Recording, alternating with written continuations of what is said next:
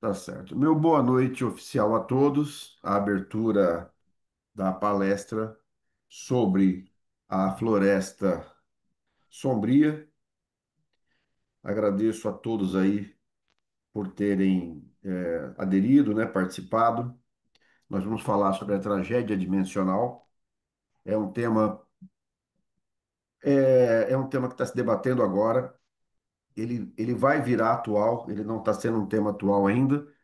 E ao final dessa nossa palestra, vocês vão poder, é, vocês vão poder tirar suas próprias reflexões sobre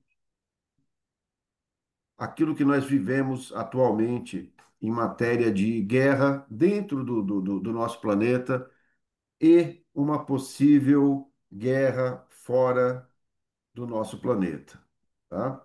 O nosso tema hoje é um tema assim bem fantástico mesmo, é um tema é um tema que beira a ficção, mas ele não é totalmente ficção, ele pertence à categoria da física quântica, da mecânica quântica, né? Que são temas aí que estão cada vez menos sendo encarados como ficção e cada vez mais aceitos como ciência. Fiz a abertura aqui fiz a abertura com a imagem do Stephen Hawking, ao qual eu venero muito pela sua capacidade visionária de cenários futuros e de tudo aquilo que ele conseguiu projetar. Existem dele relacionadas aos buracos negros no universo, que é teses de 50 anos que foram validadas agora em 2025, né? Então, por isso que eu fiz questão de iniciar essa palestra dividindo a tela aqui com a imagem do, do cientista, do gênio, do físico, do Hawking, que é um cientista inglês, né? Falecido já, ele sofria ela, né? Que era aquela isquemia lateral, para o qual não existe cura, e ele teve aquelas paralisias musculares, que acabou levando à morte. Ele só não morreu antes porque ele próprio ajudou muito a descoberta de novas intervenções, certo? Agora eu vou parar aqui o compartilhamento de tela dele, para que nós possamos chamar atenção para o título realmente da nossa palestra e o que ela significa e o que ela se compara à maçonaria, principalmente, o que ela se compara às sociedades antigas, que nós veremos isso lá no final, né? O, o Steve Hawking, ele, ele foi um dos que se debateu, não ele somente, né? Não ele somente, ele se debateu com algumas situações.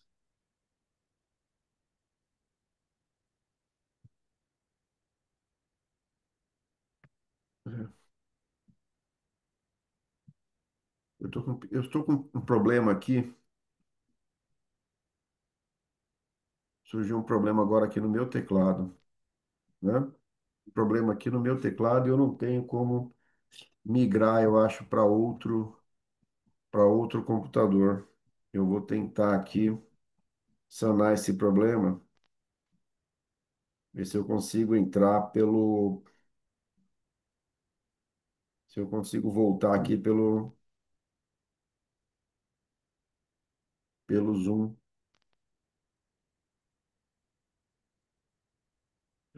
Irmão, compartilhe o problema. Quem sabe a mão amiga da maçonaria pode ajudar.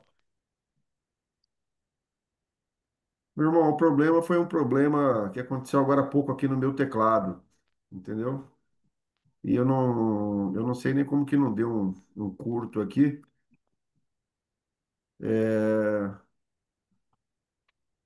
aconteceu, por incrível que pareça, um derramamento de líquido aqui no teclado, tá? e ele tá travando. Realmente eu não,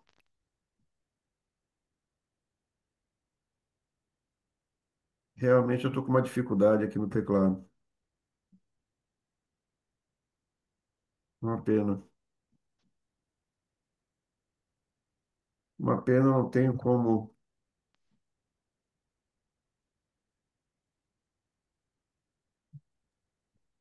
Estou tentando sanar algumas coisas aqui. Eu tive um problema aqui de.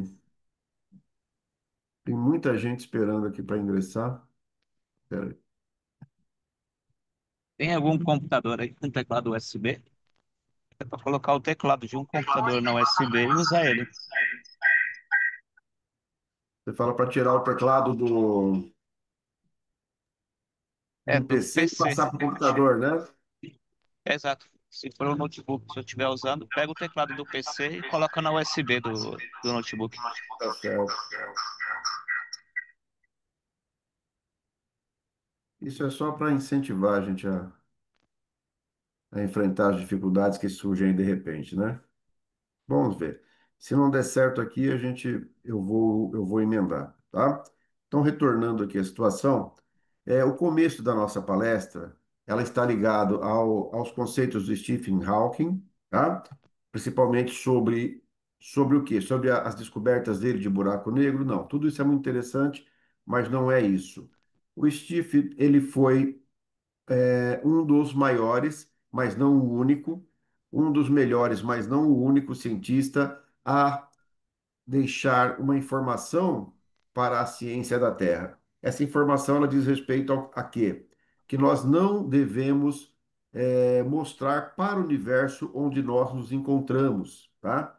Então, o principal conceito da nossa palestra, que eu quero que vocês guardem, é isso. Nós não devemos demonstrar para o universo onde a Terra se encontra, tá? E nós temos algumas experiências aí que vão contra isso. Elas vão contra essa ideia do Stephen Hawking, né? O que essas experiências elas reproduzem? Elas reproduzem uma sinalização. Existem antenas espalhadas pelo mundo e a maior delas está localizada na China, né? Que é um radioscópio, na verdade, que ele tanto envia como recebe sinais, tá certo? Ele envia os sinais de localização da Terra, onde nós estamos, qual o nosso ponto, né? Porque se você parar para imaginar, você saindo fora da Terra, saindo do sistema solar, fica muito difícil você identificar a Terra, tá? A Terra nada mais é do que um ponto minúsculo, perdido numa vastidão de bilhões de estrelas, que são os sóis, né? Bilhões de estrelas, né? 4 trilhões de planetas e nós não sabemos quantos bilhões de galáxias. Então é uma imensidão. Dificilmente um viajante extragaláctico, ele passando em uma nave, ele conseguiria enxergar a Terra, tá? Ele não enxergaria a Terra. Então nós estamos realmente escondidos, assim como os outros estão escondidos de nós. Então o conceito é: você enquanto o planeta não deve ser visto. Só que os nossos cientistas, com essas antenas, eles estão enviando a todo instante uma frequência de rádio mostrando para o universo onde nós nos encontramos, bem como já foram enviadas espaçonaves, tá? Que estão saindo agora do sistema solar, com informações sobre a nossa raça, as línguas que nós falamos, como é o nosso corpo físico, que nós dependemos de água, que nós dependemos de oxigênio. Essas informações foram enviadas para o espaço já, tá certo? E qual o perigo? Qual o perigo disso? Qual o perigo de você estar sinalizando? Aí eu faço uma parada e mostro para vocês esses livros aqui que eu estou me dedicando agora, que eu estou lendo, estudando, né? Espero que dê para ver aí, dá uma olhadinha.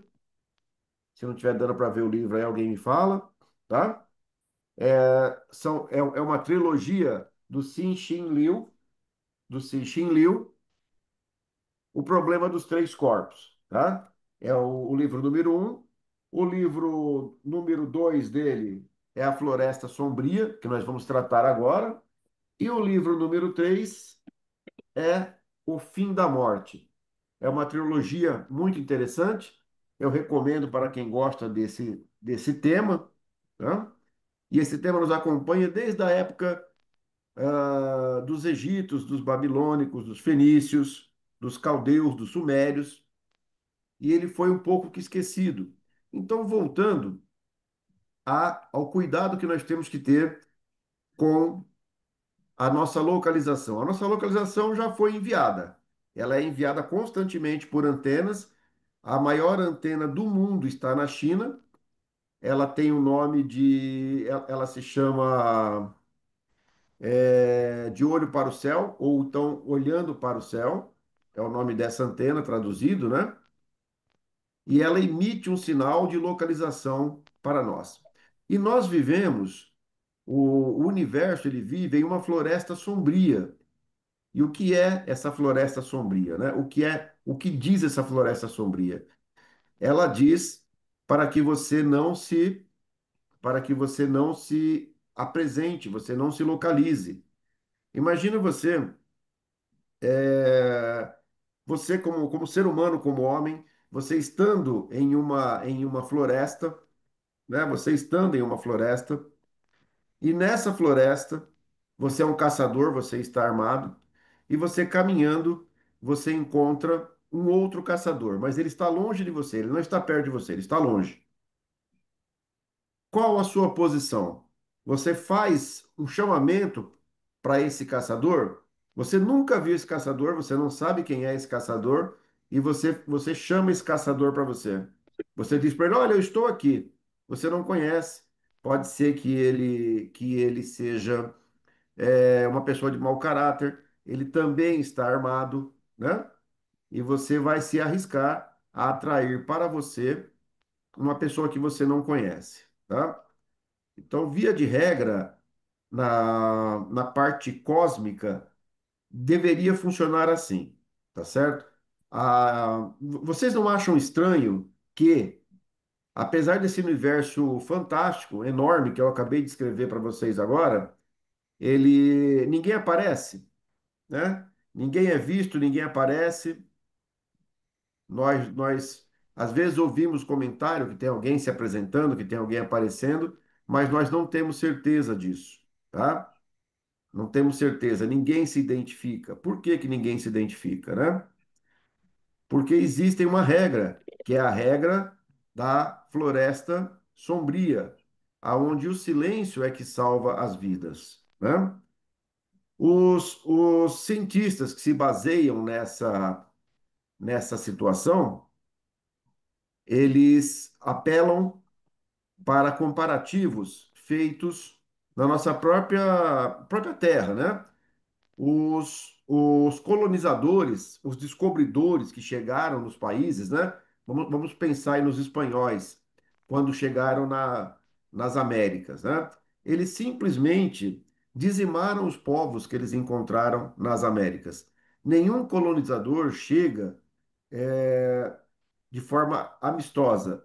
Ou ele chega para dominar aquele lugar, certo? Ou ele chega para escravizar aquele povo, mas ninguém chega para ajudar aquele povo, ninguém chega, né? O colonizador, no nosso caso aqui na história da Terra, sempre que ele chegou, ele tentou passar o quê? A cultura dele, a religião dele. Ele nunca chegou e perguntou qual que é a sua religião. Vocês querem manter a sua religião? Vocês querem? Não, ele sempre se pautou por impor a vontade do colonizador, a vontade do mais forte, simplesmente pelo fato que ele era mais forte, né? Então não tinha como ele simplesmente chegar aqui e tentar tratar bem essas pessoas. Ele sempre chegou para explorar o território, para expandir o território dele, para fazer uma coleta de material, né? Coleta de árvore, coleta de plantas, coleta de minerais. E essa situação, ela se replica aí fora no universo, tá? Então, a teoria da floresta sombria é que existe sim vida fora daqui, só que essa vida é, ela está totalmente oculta. Porque são civilizações muito mais avançadas que a nossa e elas não têm o mínimo interesse em se apresentar, né? Aqui no livro, nesse livro aqui, que é o problema dos três corpos, o que é que nós encontramos? Nós encontramos que uma cientista chinesa, ela fez a identificação do nosso ponto, onde nós estávamos na Terra, e existe uma civilização vindo para dominar a Terra, tá?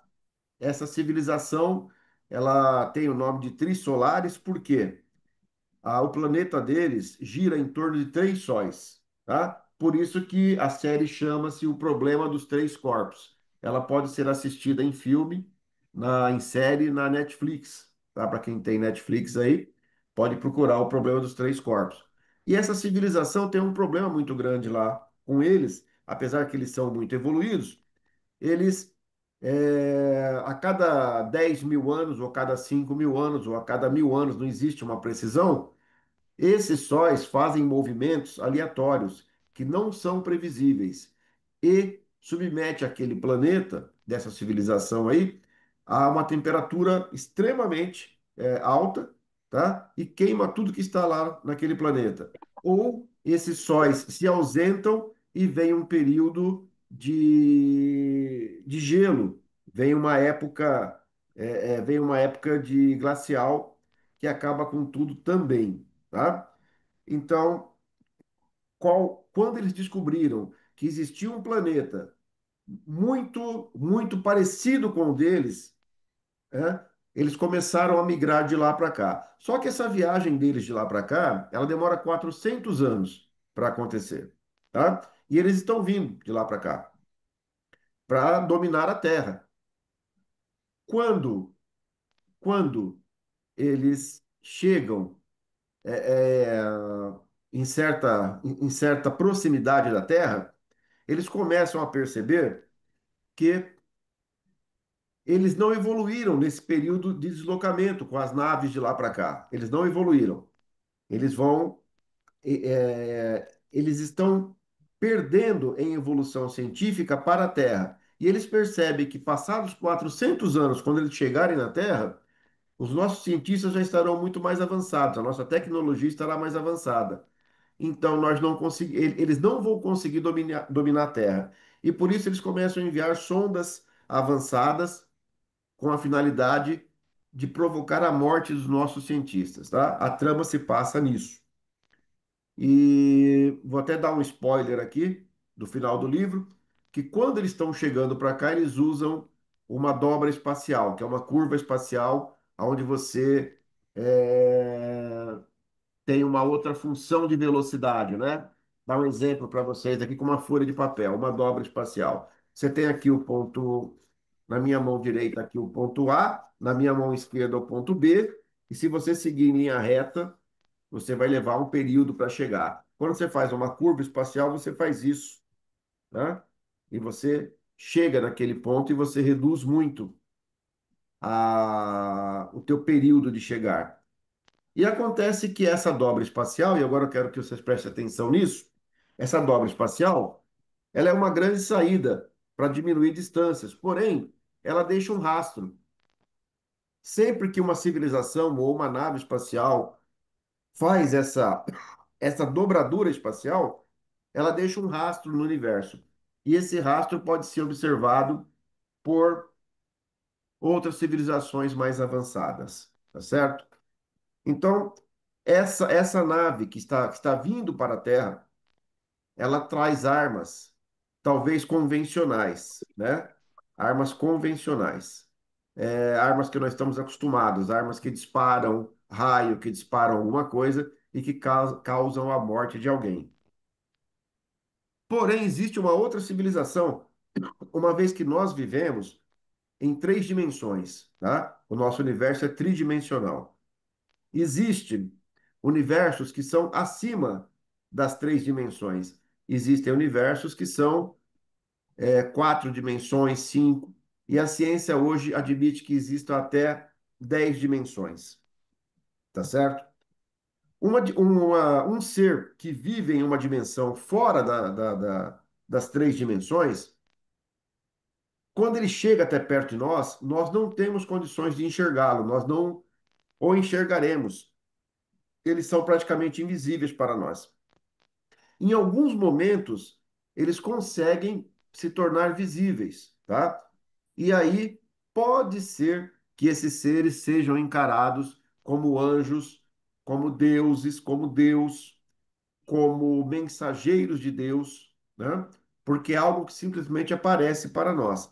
E nós, na nossa cultura limitada, quando nós vemos um fenômeno desse, a nossa experiência nos diz que ele é um Deus, que ele é um mito ou que ele é um anjo. Dificilmente a nossa experiência mostra para nós que ele é de uma cultura avançada. E qual o nosso problema com esses seres que vivem em outras dimensões? O armamento que esses seres utilizam, eles não são armamentos convencionais, tá? Então aqui eu quero chamar a atenção novamente. Tudo que vocês estão presenciando de guerra aqui na Terra, que é uma guerra de destruição, agora há pouco foi feita uma tratativa de paz lá na faixa de Gaza, com Israel e o Hamas, né? Com a intervenção do Donald Trump. Ali vocês podem observar que é uma guerra de destruição, onde são disparados armas, são disparados mísseis, né? Que causam uma grande destruição na sociedade, na civilização. As cidades são destruídas, tudo ali é bombardeado e destruído. E nós temos em mente que a forma de guerra é essa, tá? Mas não é. A forma de guerra utilizada por civilizações que estão em outra dimensão, quarta, quinta, sexta, décima dimensão, ela é algo chamado folha de papel. Então, volta aqui novamente a folha de papel para dar a explicação. Ao invés daqueles seres ficarem disparando armas contra nós, eles simplesmente mexem no nosso tempo e espaço. Eles fazem uma aniquilação dimensional. Como é feito isso? Uma guerra com seres de tamanho e envergadura não seria uma guerra, primeiramente, tá? Porque ao descobrir o nosso planeta, a nossa civilização, eles simplesmente viriam até nós, chegariam bem antes do que essa nave que está vindo há 400 anos para cá, Uhum. e eles achatariam, eles achatariam a terceira dimensão, transformando a terceira dimensão em duas dimensões, tá? Todo o nosso sistema solar seria transformado em duas dimensões. E para nós, seres humanos, não existe vida em duas dimensões, tá? Nós só conseguimos viver em três dimensões. Visto isso, no espaço aqui do sistema solar, onde nós temos o nosso Sol e os nossos planetas, ficaria um vácuo, tá? Ficaria um espaço como se nunca tivesse existido nada ali, nada. Vocês compreenderam a grande diferença, a grande dificuldade até de compreensão que nós temos de seres tão poderosos que simplesmente aplicam uma tecnologia onde desestabilizam a nossa estrutura dimensional. Nós vamos deixar de ter três dimensões, vamos nos transformar em duas dimensões, seremos achatados, e uma vez achatados, deixaremos de existir, tá? Fazendo uma comparação com aquilo que os nossos antigos sabiam, né? Os nossos antepassados sabiam daquilo que nós pregamos nas nossas reuniões, muitas vezes, eles falavam, os egípcios falavam em seres vindos de Aldebaran, falavam de estrelas distantes, de descidas de espaçonaves, né? Então, outro detalhe importante. Quando você procura vida em outro planeta, você procura algo chamado assinatura, tá? Assinatura. Então, existe dois tipos básicos de assinatura para você dizer se existe vida naquele planeta ou não. Uma é uma assinatura biológica. O que é assinatura biológica, né? Assinatura biológica é quando você encontra restos de vida naquele planeta. Em Marte agora, definitivamente em Marte já sabemos que há mais de 20 anos sabemos que existe água, né? No solo de Marte existe água no estado gasoso, existe água no estado de gelo e fatalmente nessa água existe alguma forma de vida. Alguns anos atrás foi descoberto no solo de Marte uma aparência biológica que depois foi descartada. Ela não era biológica, né? Ela era formação de gases, mas não era biológica. E agora, recentemente, aquela nave Curiosity, a Curiosity, ela fez a imagem e a coleta de material, que não chegou na Terra, é óbvio, mas a imagem já chegou, e a imagem analisada demonstra que existia uma assinatura biológica em Marte. Então, sim, em Marte, nós não sabemos em que período houve vida. Também nós não sabemos que tipo de vida que existia em Marte. Mas está comprovado que em Marte nós temos vida. Tínhamos vida, tá? Uma assinatura biológica. E existe também, além da assinatura biológica, algo chamado assinatura tecnológica, tá? Por exemplo, quando você tem pirâmides gigantescas construídas, né, que a nossa civilização atual desconhece a finalidade, essas pirâmides elas podem ser vistas fora do nosso planeta, tá? Os satélites eles tiram imagem dessas pirâmides constantemente. E nós não temos pirâmides só no Egito, né? Nós temos pirâmides que foram construídas pelos Incas, nós temos pirâmides construídas pelos Maias, pelos Astecas, e isso é uma marca tecnológica. Isso aí demonstra tecnologia.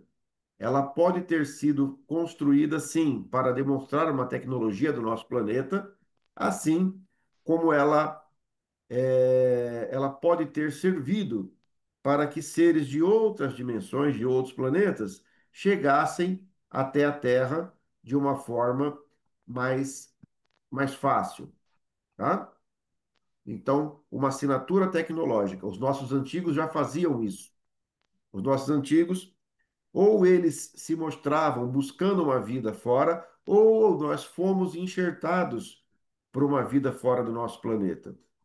O interessante, agora falando em aniquilação, é onde foi parar aquela civilização? Onde foi parar a, a civilização dos egípcios, com toda a sua sabedoria? Onde foram parar os babilônicos, né? Onde foram parar os fenícios?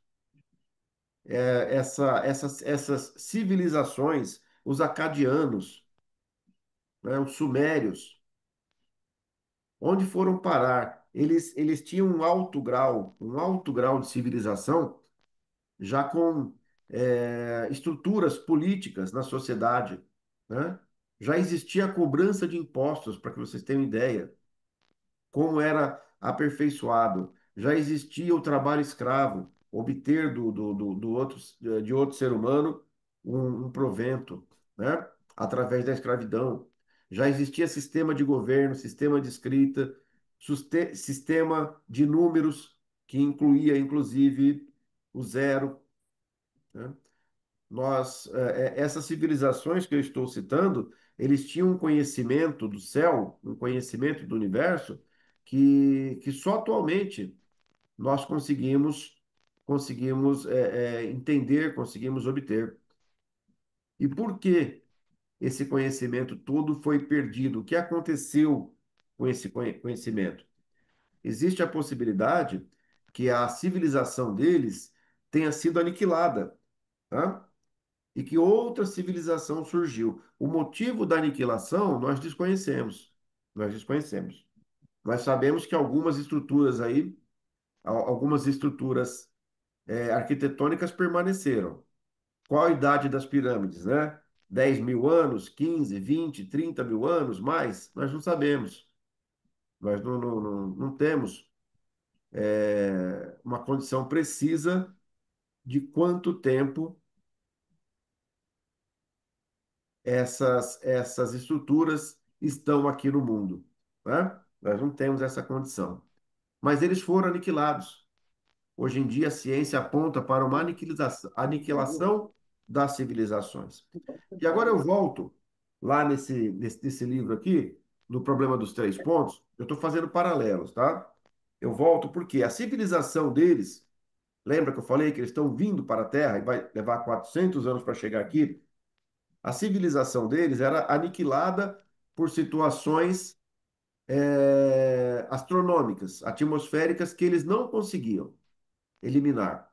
Então, algumas civilizações desse pessoal aqui, dos trissolares, eles viveram 10.000 anos, 20.000 anos, e atingiram uma tecnologia espantosa, espantosa, que permitia a eles quase tudo, menos entender o problema dos três corpos, que eram três sóis, né, que giram de forma aleatória, e quando eles mudam uma tempestade, uma intempérie, uma era glacial, põe fim àquela civilização. E para que a civilização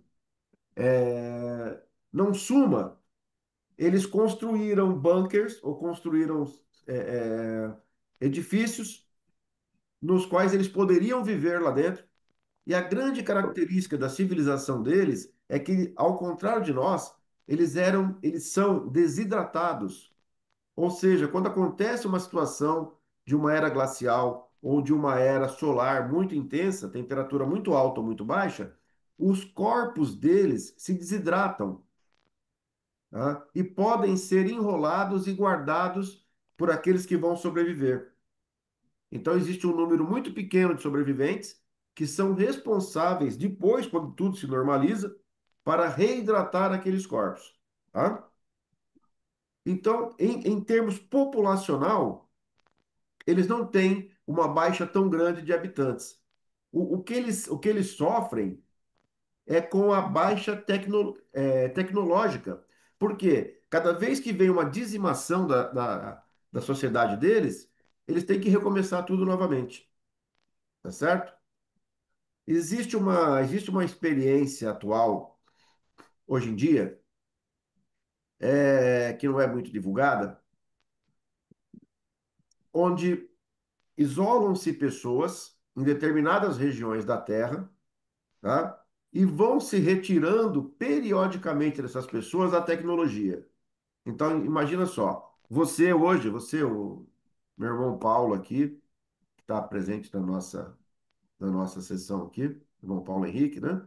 Por exemplo, ele é isolado em um local com mais um número de pessoas e fornecida toda a tecnologia de ponta que existe no momento.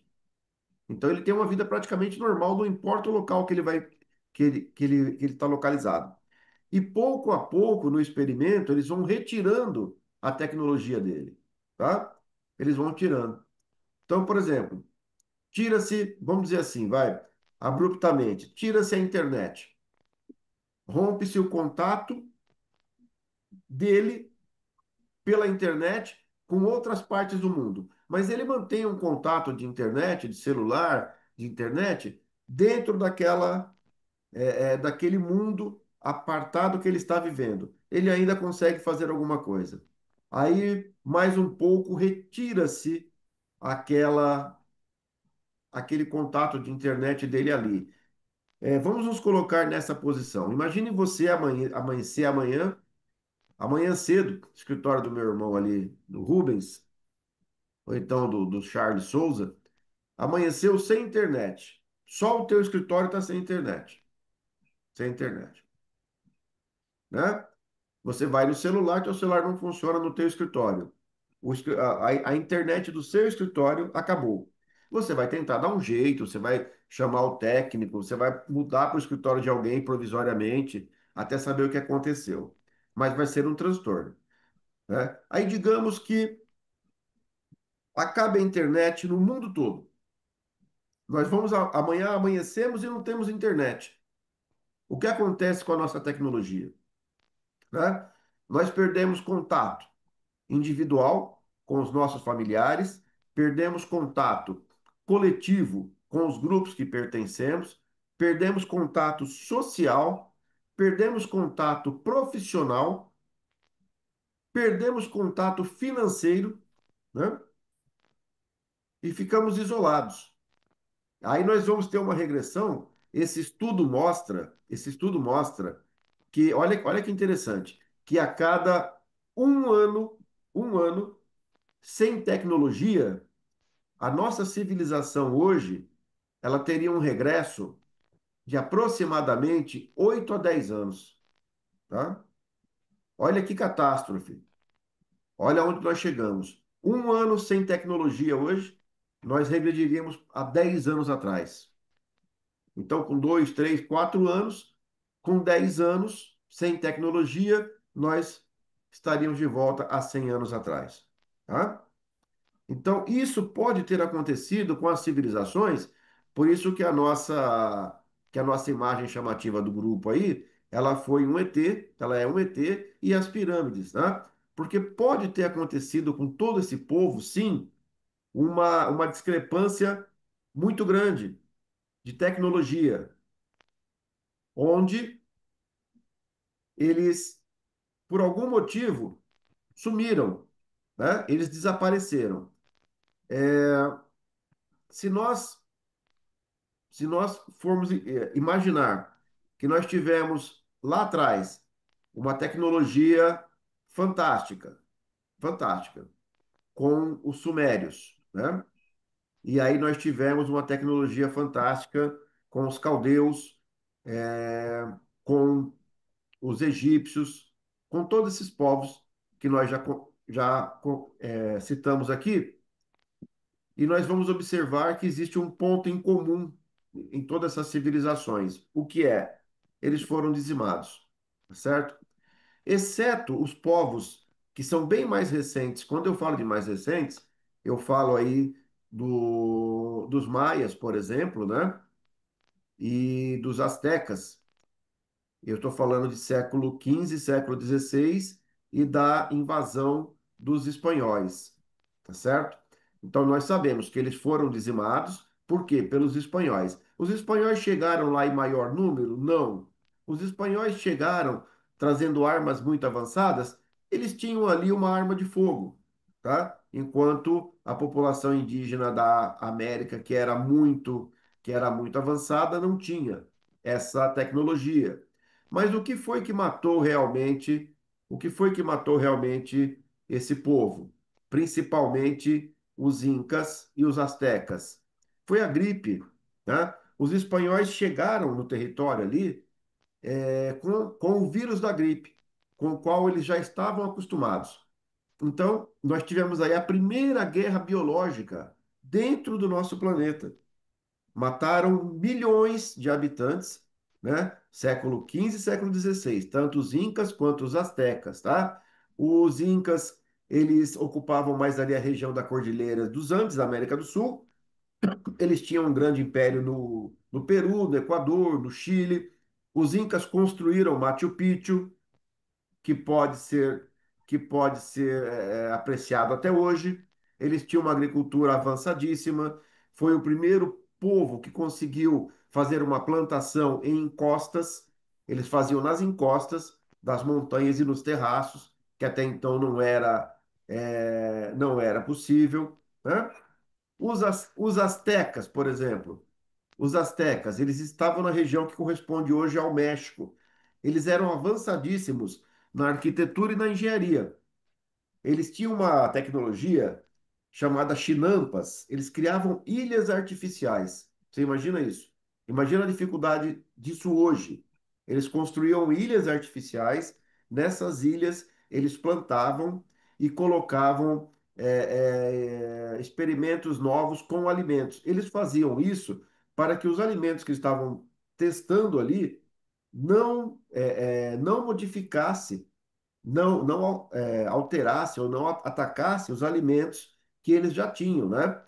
E o forte dos astecas era o agro. É o agro que nós temos hoje em dia aí, era o agro praticado por eles. Eles também eram muito fortes na cobrança de impostos, tá? De povos estrangeiros, do seu próprio povo, e o principal produto deles era o cacau, tá? E todo esse povo desapareceu mediante uma guerra biológica, tá? Os maias, por exemplo, já não. Os maias eles viviam no sul do México, mas aí eu estou falando do século III e século IV. Então agora eu estava falando ali de século XV e XVI, e agora estou falando do século III e século IV. Os maias. É um povo que chegou naquela região ali do zero, na região do sul do México, El Salvador, Honduras, chegaram ali do zero e construíram uma enormidade de um império. Eles eram muito bons na astronomia e no calendário. A matemática era o forte dele e também desenvolveram uma escrita. E eles foram os primeiros a usar o número zero nos seus cálculos, tá? A arquitetura deles, a engenharia. E todos esses povos desapareceram. E o interessante é que nós não herdamos a cultura deles. Então, o que eu quero destacar aqui para vocês é que existe sim a possibilidade de uma sociedade, de uma civilização desaparecer, tá? Desaparecer.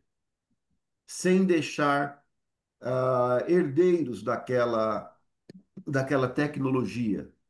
E isso pode ser que aconteça com a nossa civilização? Pode. Hum. Um outro ponto que eu quero destacar. Existe uma situação chamada miniverso. Miniverso. Tudo isso é estudo de física, tá? Física quântica, mecânica quântica. Se houver um ataque de um povo quadridimensional, ou seja, que esteja fora da nossa dimensão e que queira nos transformar em uma folha de papel, e nós pudermos detectar isso bem antes, nós temos duas posições que podem ser tomadas. Uma, nós podemos nos esconder em um miniverso, tá? O miniverso nada mais é do que um universo em miniatura, como o nome já diz, tá certo? Somente para preservar a raça humana, somente para preservar a raça humana. Só que nós vamos deixar de participar desse nosso grandioso universo que vivemos, tá? Eu vou colocar aqui um dilema da raça humana. Então, mediante um ataque, nós podemos nos esconder em um miniverso, nós vamos ter tecnologia para isso, tá? Ou nós podemos nos deslocar no espaço fazendo o uso de uma dobra espacial. E vamos sempre estar fugindo do nosso predador. Tem esse dilema. Ou nós nos encolhemos, ou nós fugimos. Encolhendo, nós deixamos de contribuir com o nosso universo. Nós vamos nos isolar e deixamos de participar do universo como nós conhecemos. Fugindo, nós nos tornamos a caça. Tornamos a caça, tá? E aí vem o dilema da raça humana. O que é melhor para o universo? Nós aceitarmos que iremos morrer ou nós nos refugiarmos em um universo, tá? Esse é um dilema que leva à reflexão, onde nós podemos garantir que a morte, ela é certa, tá? A morte individual e a morte de toda uma civilização, né? É por isso que no terceiro livro aqui vem o fim da morte, tá? Eu não sei se dá para ler aí, o fim da morte, tá? Ou a raça humana se conscientiza que ela não vai ter uma tecnologia suficiente de quarta, quinta, décima geração, décima dimensão, ou ela simplesmente permanece no lugar que ela está, ela é aniquilada como raça, e o universo segue o seu caminho. Esse é o grande dilema que a civilização irá enfrentar. O que as nossas cabeças, os nossos líderes irão escolher quando chegar esse momento. Nós nos reduzimos e vivemos em um universo e deixamos de participar do universo como um todo, ou nós nos sacrificamos, permanecemos aqui e deixamos que o universo siga o seu caminho, tá? Esse é o grande futuro dilema da nossa raça. Voltando lá no meio da palestra, esse é o dilema final. Voltando no meio da palestra, nós estamos quase encerrando, fazendo uma revisão. É lógico, tem lógica o ser humano ficar mandando, emitindo sinais para o universo, dizendo: olha, nós estamos aqui, nós estamos em tal latitude, tal longitude, baseados na galáxia, que é a Via Láctea, a nossa posição no cosmos é essa. Venham nos visitar. O que nós fazemos é isso, tá? Isso é lógico? A ciência está fazendo isso. Tem muita gente contra e tem muita gente a favor. Quando eu falo muita gente, é meia dúzia de cientistas que mandam no mundo e mais outra meia dúzia. Uns querem denunciar a nossa posição, achando que nós receberemos uma ajuda. Mas seres espaciais virão aqui e trarão a cura para o câncer, trarão a cura para o Covid, a cura para todos os males que nós temos aqui. Esses seres trarão isso. São seres de luz. E a outra parte diz que não, que esses seres chegarão, se chegarem na condição de colonizador, talvez preservem alguns seres humanos ainda para trabalhar para eles, tá? Se chegarem na condição de dizimadores, nós não teremos a mínima chance de defesa, certo? Então são esses os grandes pontos de vista. Hoje a humanidade ela fica muito mergulhada na preocupação do quê? Da fome, né? Da fome. E quando você tem fome, você não cuida da sua cabeça. Eu costumo dizer isso, tá? Quando você tem que cuidar do estômago, você não cuida da sua cabeça. Quem é da minha geração aqui, acho que a grande maioria é da minha geração, quem é da minha geração sabe que nós não tivemos tempo de passar pelo psicólogo, nós não tivemos tempo de passar pelo psiquiatra, não é? Então nós não conseguimos compreender muito bem os males atuais dessa geração que sofre de depressão, que sofre de bipolar, tá? E várias outras denominações que a grande maioria das crianças nas escolas hoje, elas são medicadas. Vocês têm conhecimento disso? Elas são medicadas, né? A minha mulher trabalha em uma escola pública, tá? E nós temos notícias bem atuais sobre isso, tá? As crianças são medicadas, uma grande parte delas são medicadas. As crianças têm problema de dislexia, têm problema de TDAH, e esses problemas não são atuais. Possivelmente, toda a nossa geração, nós já tínhamos isso. Acontece que nós tínhamos que cuidar do quê? Da nossa barriga, do nosso estômago. Nós tínhamos que colocar dinheiro para dentro de casa para poder comer. Então não dava tempo da gente procurar o psicólogo. E a gente conseguiu ultrapassar essa fase, tá? E a Terra hoje, como uma cópia de nós, ela vive isso. Ela está muito preocupada em obter comida. E ela está muito focada nas guerras locais, nas guerras do Oriente Médio, nas guerras entre Rússia e Ucrânia, né? Nas guerras que acontecem no mundo, em algumas regiões da África. E nós não dedicamos o nosso tempo suficiente àquilo que vem de fora, aquilo que está fora da nossa visão. E é de uma importância muito grande. E por não dedicarmos tempo a isso, talvez em breve, eu não sei quanto tempo, nós possamos ser vítimas de algo que venha de fora, que nós esperamos tanto que venha de fora, né? É o tão sonhado ET que vai chegar para salvar a humanidade.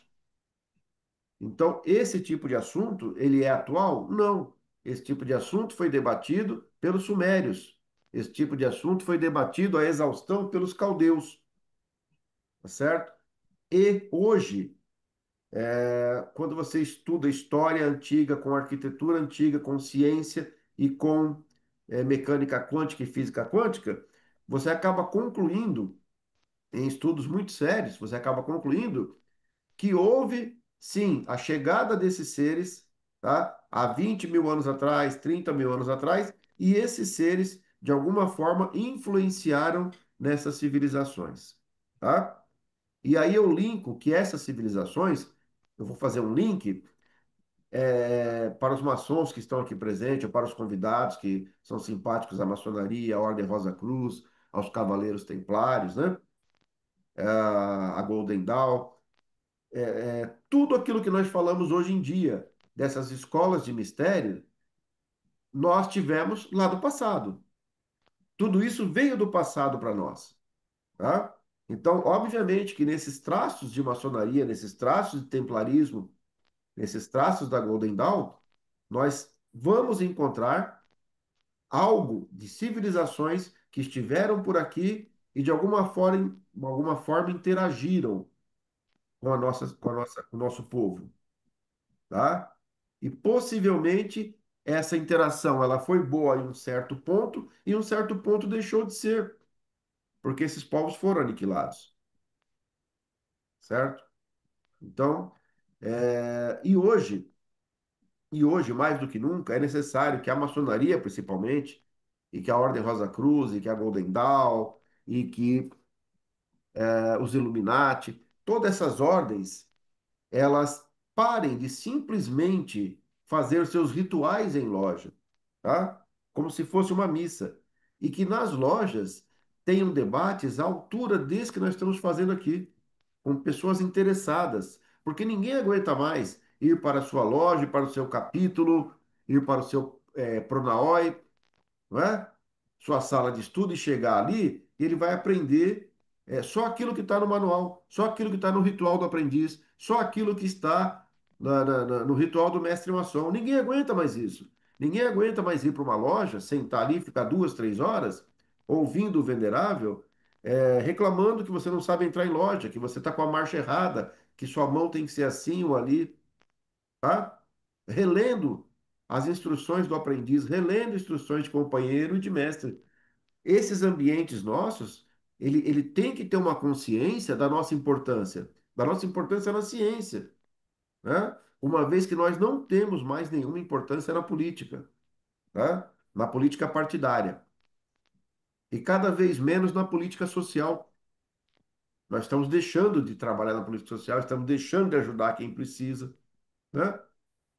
Estamos voltando os nossos rituais a uma fórmula muito básica, muito básica. Então, o que nós precisamos é que esses debates ganhem as lojas, ganhem as lojas maçônicas, Rosa Cruz, o Pronaoi. O Pronaoi é uma célula menor da Ordem Rosa Cruz, né? Os conventos, para aqueles que são de Wicca, que tem, né, o Ica, longe de ser aquelas mocinhas e mocinhos que aparecem aí no TikTok, né? Com chapéu de bruxo, né? O Ica é algo muito sério, né? Nós temos aí organizações de celtas, de druidas, até hoje, trabalhando efetivamente. Então, nós temos que voltar a nossa preocupação, pelo menos individualmente, para essas questões que foram levantadas aqui, tá?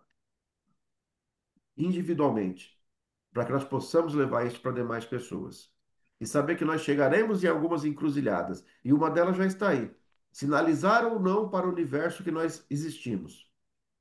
Nós estamos prontos para isso?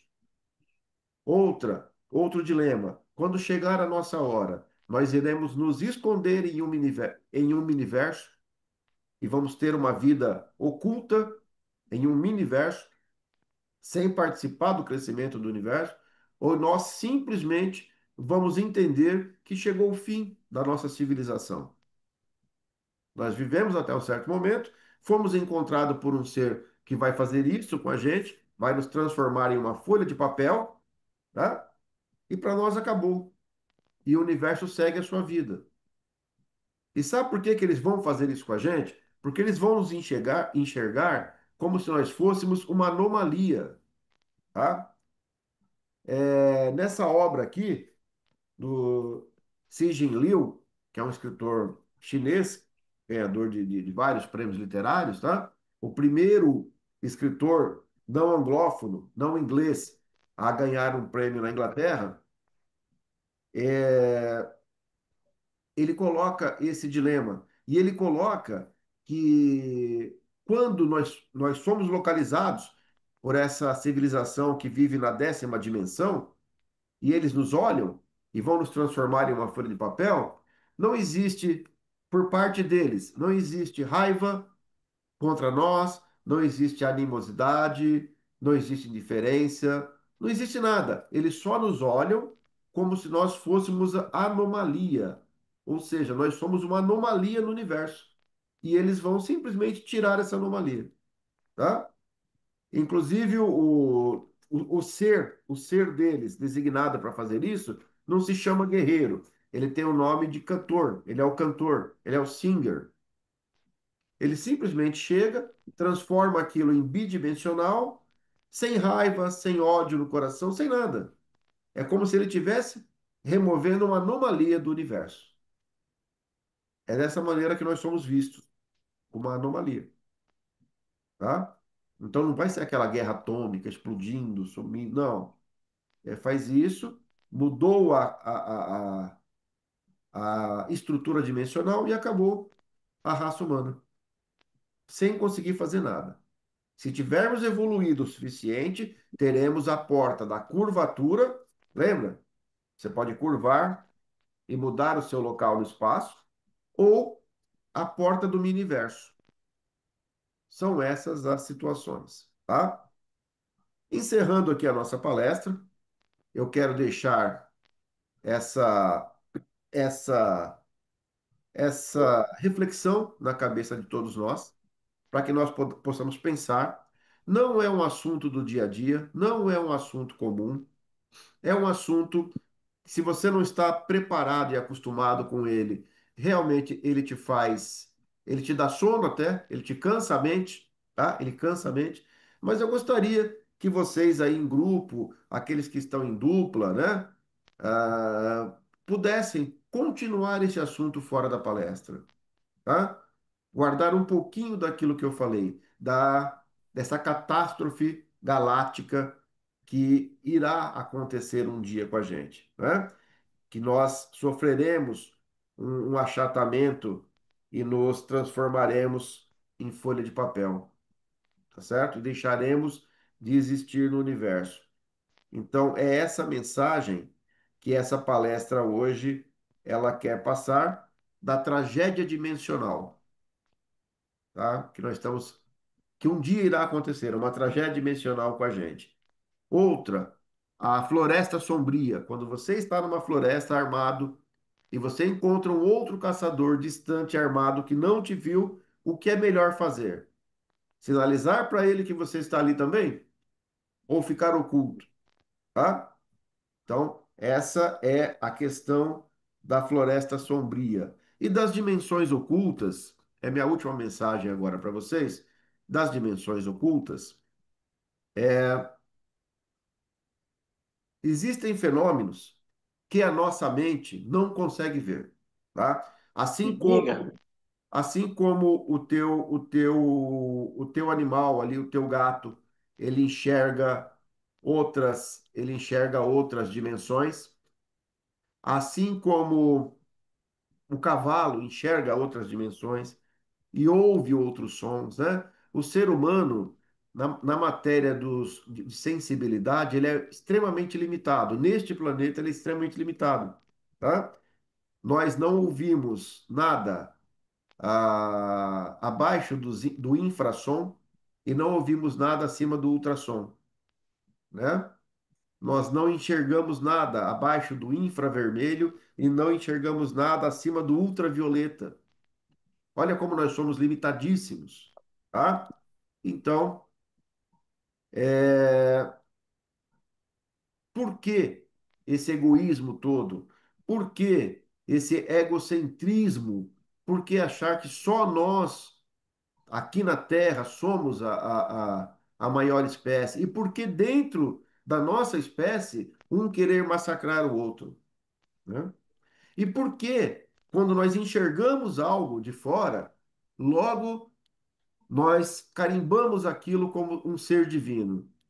Não, isso aqui é um anjo, isso aqui é Deus, isso aqui é um ser divino, isso é uma estrela que está guiando para chegar até um certo local, onde vai nascer uma criança que vai ser o salvador da terra. Por que que nós temos que agir assim?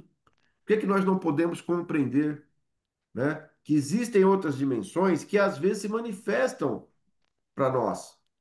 E não é divino, é simplesmente uma outra dimensão.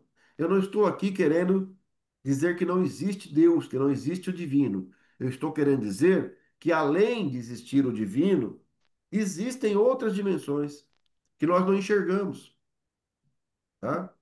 Que a nossa mente não está preparada para enxergar. E para nós eles são invisíveis, tá certo?